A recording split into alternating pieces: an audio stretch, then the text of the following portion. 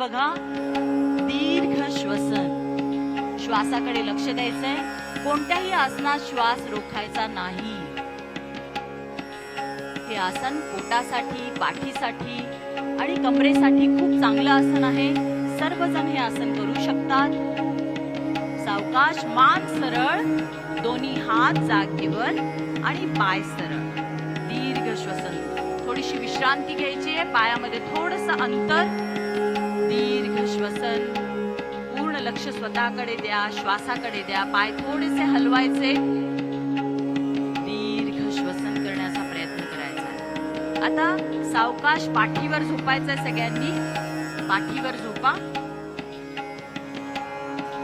पाय गुडघ्यातनं वाकवायचे. गुडघ्यातनं पाय वाकवायचे. दोन्ही हात आपल्या कमरेजवळ असतील, सरळ. पायामध्ये थोडंसं खांद्याएवढं अंतर घ्या आणि पोट वरती उचलायचे. सेतू बंधासन. सर्वजण हे आसन करू शकतात. सगळ्यांसाठी चांगलं आसन आहे.